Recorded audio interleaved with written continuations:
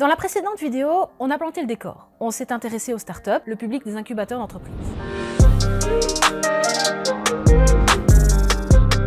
Dans cette vidéo, on va plutôt aborder principalement les enjeux et les particularités d'un incubateur. En plus d'offrir une structure et un cadre pour les startups, les incubateurs proposent une série de services pour les aider à se développer. Ces services se concrétisent par de l'aide et des conseils sur une série de choses très concrètes comme l'élaboration d'un business plan, des conseils juridiques, l'accès à des formations spécifiques et des services de communication fort utiles pour faire connaître sa startup. L'incubateur est très intéressant pour les jeunes startups car elle permet l'accès à des espaces de coworking et donne surtout l'accès à un réseau qui est le bienvenu au début du développement d'une entreprise. L'avantage de ce type de structure, c'est le partage d'expériences et l'aide du réseau de la structure. Le financement d'une start-up se fait principalement par l'apport de fonds propres ou d'investisseurs. L'incubateur met en lumière ses poussins vis-à-vis du réseau des financeurs, tout en les protégeant dans les débuts de leur activité. Il existe à Bruxelles une bonne quantité d'incubateurs, parfois spécialisés dans certains domaines, et notamment des incubateurs publics, par exemple l'ICAB, qui est orienté vers les entreprises digitales, ou encore Greenbiz, qui se concentre sur l'économie durable. On a également des incubateurs pour développer des startups dans l'ORECA, avec Cocotte. On retrouve également des incubateurs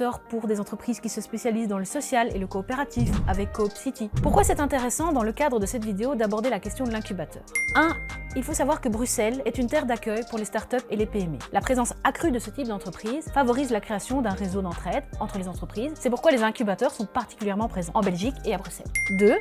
La présence accrue des startups à Bruxelles, et bien sûr des incubateurs, est également explicable par un autre point. Bruxelles est une capitale assez abordable pour des entreprises naissantes. Ces aides financières et le prix du loyer, assez abordable par rapport à d'autres capitales, font de Bruxelles un spot de start-up très avantageux. 3. Les sociétés qui se lancent dans l'international sont également bien placées à Bruxelles, puisqu'elles peuvent bénéficier de tout un réseau international favorable avec la présence des institutions européennes et des lobbies dans leur domaine d'activité qui se sont basés à Bruxelles. Mais l'un des enjeux des entreprises est de passer le cap des premières années de vie. Selon une étude du SPF Économie en 2021, on dénombre en Belgique 2164 faillites de PME et 1331 rien qu'à Bruxelles, start-up comprises, dans le cas des entreprises actives depuis au moins 5 ans. C'est pourquoi les incubateurs et leurs boîtes à outils sont une aide précieuse pour les entreprises naissantes. Cependant, les start-up s'en sortent mieux que les nouvelles entreprises traditionnelles, car elles basent leur modèle économique sur des investisseurs dès le début du projet entrepreneurial. Dans la prochaine vidéo, nous aborderons le rôle des femmes dans l'entrepreneuriat et les projets de réseau spécialement destinés à ce public. À bientôt sur nos réseaux.